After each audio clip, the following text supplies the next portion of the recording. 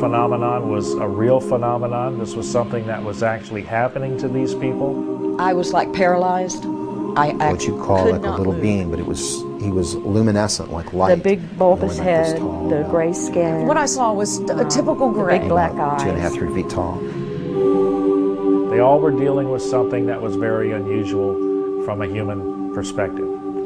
This was something I felt that we needed an answer to, because at this point in time there were no answers.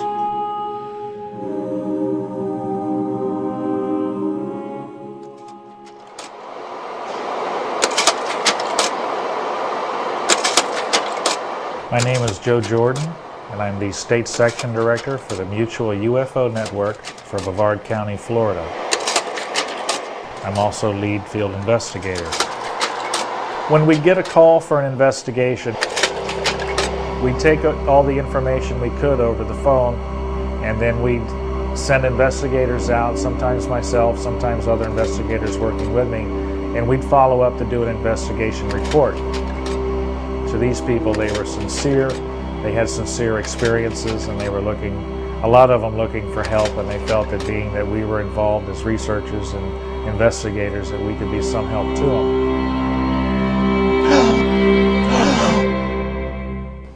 My name is Joyce Ahrens. I'm a floral designer. Well, I am separated from my husband. We've been separated for about 5 years. I have 2 children, a boy and a girl, and I have 9 grandchildren. One abduction experience we had, both of us, and both of us remember this too.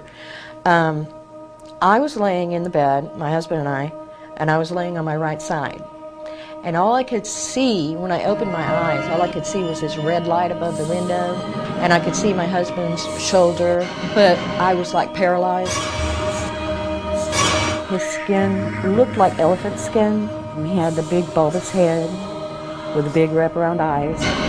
As an honest researcher, I realized that I couldn't just count these people out because the stuff that they had was so bizarre. Whenever I went on board ship, the alien he got really mad at me because I had had my tubes tied after my daughter was born. He said, well, it doesn't make any difference because I can do it. Well, I honestly believe the next morning when I woke up, I was pregnant.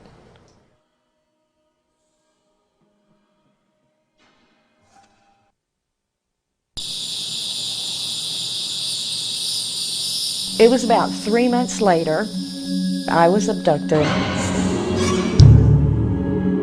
and they took the child. A little while later, they came again, and I was on board ship, and one of the aliens brought a child to me. How did that come from me? How? How does that happen?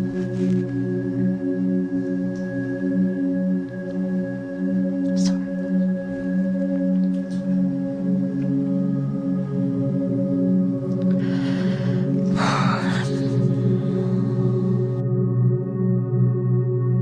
Most of the researchers in the realm had said it wasn't possible to stop an experience.